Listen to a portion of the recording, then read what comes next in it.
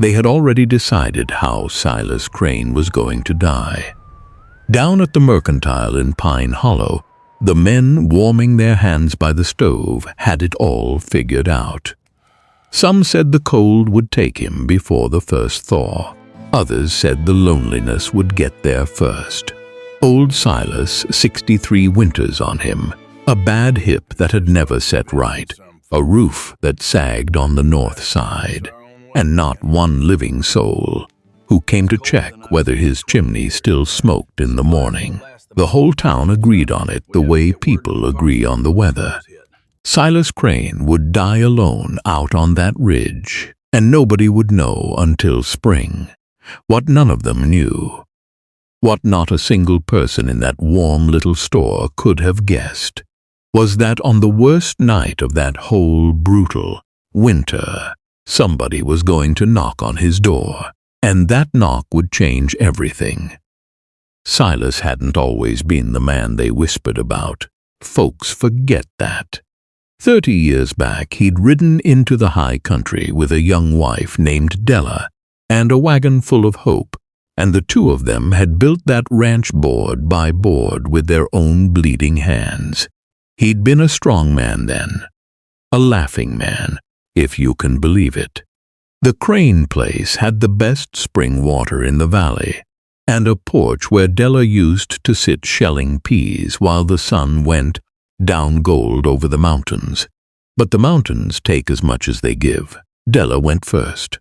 A fever, one hard February, gone in 9 days.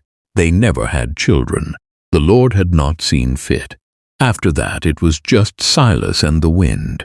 He kept the cattle for a while, then sold most of them off, because there was no point in more than a man could tend alone. He stopped coming to town, except for flour and coffee and nails. He stopped answering when people spoke to him. And little by little, the way it happens to a man who has buried the only person who ever truly saw him, Silas Crane went quiet, and the quiet hardened into stone. By that winter, the snow came early and never stopped. He was a story the town told, not a man, a story. So when the storm rolled down off the peaks in the last week of December, thick and white and merciless, not one person in Pine Hollow thought about the old rancher on the ridge. They thought about their own woodpiles, their own children, their own warm beds. Nobody thought about Silas, except somewhere out in that howling dark, somebody did. The knock came near midnight. Silas heard it over the wind and didn't believe it.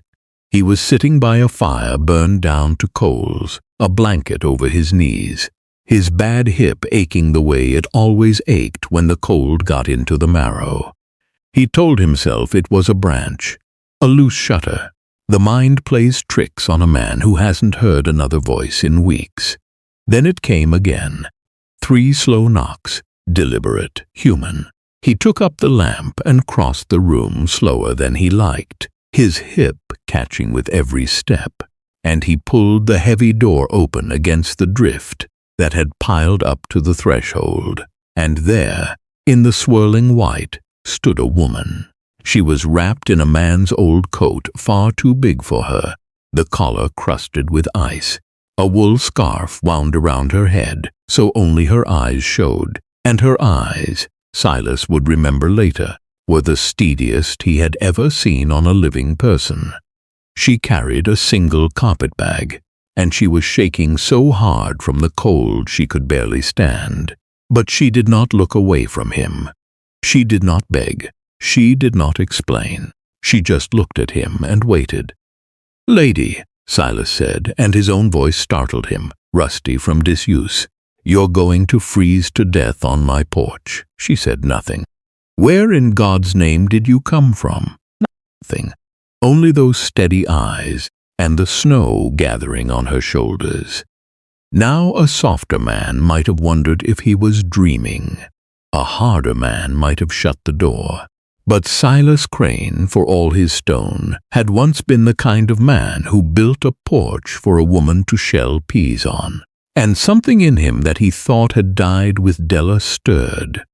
just barely, like an ember you blow on in the dark. He stepped back and opened the door wide. "Come in then," he said gruffly, "before you catch your death." And she came in. And that was the beginning. She would not speak. That was the first thing he learned about her. Not that night, when he set her by the fire and put coffee in her frozen hands, and she drank it down without a word. Not the next morning, when the storm still raged and he found her already up, having quietly stoked the fire and set a pot to boil, as though she had lived there all her life. Not that week, nor the week after. At first Silas thought she was simple or touched in some way. Then he thought maybe she was hiding from something or someone.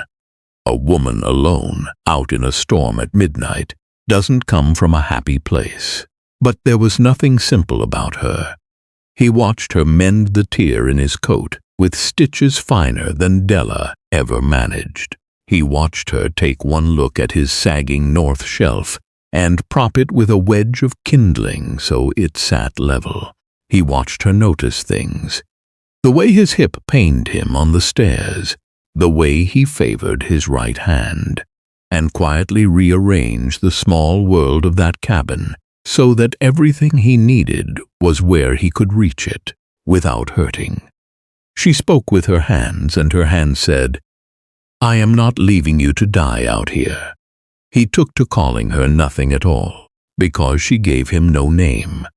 In his own head he called her the widow, for she wore a thin black ribbon at her wrist that a married woman wears for a husband in the ground, and a woman like that alone was a widow or near enough. The storm broke after 4 days. The road would have been passable, hard going but passable, for anyone wanting to leave. She did not leave. She fed the chickens he'd half forgotten he still had. She found the leak in the roof and showed him, pointing, until between the two of them they patched it with a tin sheet and tar. When his hip seized one bitter morning and he could not rise from the chair, she did not fuss or weep. She simply braced her shoulder under his arm, steady as a fence post, and got him up and walked him to the fire, and that was that. And slowly, God, so slowly, the way spring comes to the high country, one melting inch at a time, the stone began to crack. He started talking to her. He couldn't help it. A man who hasn't spoken in months finds, when there's finally someone to listen, that the words come pouring out like floodwater. He told her about Della. He had never told anyone about Della, couldn't. The grief had a lid on it, bolted down tight. But he told this silent woman by the fire everything. How they'd built the place. How she shelled peas on the porch. The 9 days of the fever, and how he'd held her hand at the end, and felt it go cold in his. The widow listened. She never interrupted, because of course she never spoke. But she listened with her whole body, leaning in, her steady eyes never leaving his face. And once, only once, when his voice broke on the word cold, she reached across and laid her work-roughened hand over his. That was all. Her hand over his for the length of one breath. It was the first time another human being had touched Silas Crane with kindness in 9 years, and he had to turn his face to the fire so she wouldn't see what it did to him. Word got around the way it does. A trapper passing through saw smoke from 2 chimneys at the Crane place, the cabin and the smokehouse both, and mentioned it in town. Saw a woman hanging wash on the line, he said.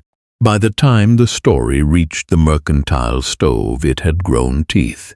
Old Silas had a woman up there, a stranger, no name, no people, came out of a storm. The respectable folks of Pine Hollow turned it over like a stone with something crawling under. Mrs. Abernathy, who ran the boarding house and considered the morals of the whole valley her personal business, decided somebody ought to look into it, and so one clear, cold afternoon a little delegation came up the ridge road. Mrs. Abernathy, the preacher, and 2 other women whose names don't matter, to see what was what. They found Silas Crane standing tall on his own porch, taller than they'd seen him in years, and the woman beside him with her steady eyes. "Silas," said the preacher carefully, "the town's concerned. A woman of unknown character living up here unwed. She saved my life," Silas said. "That stopped them. I'd have frozen in that chair a dozen times this winter," he went on, and his rusty voice had iron back in it now. "Nobody in Pine Hollow came up this road to see if I was alive or dead. Not one of you. You'd already buried me in your minds. She's the only soul that walked through that storm to my door, so you can talk all you like down at the store. But you'll not say one unkind word about her on my land." Mrs. Abernathy drew herself up. "And what is her name, then? Where does she come from? A decent woman has a name." And here is the thing Silas had never thought to wonder, because it had never mattered to him. He turned to the widow. "They want your name," he said gently. "Will you give it?" For a long moment the woman looked at the gathered townsfolk. Then she looked at Silas, only at Silas, and for the first time since she'd knocked on his door in the snow, she opened her mouth and spoke. Her voice was low and rough from long silence, and it shook. "My name," she said, "is Esther Greaves, and I have not said it out loud in 3 years because the last man who knew it used it like a whip." She drew a breath. "I walked out of the Greaves place the night the storm came, and I walked until I saw a light, and that light was this man's window. I did not knock looking to be saved. I knocked to die somewhere with a roof over me instead of a snowbank."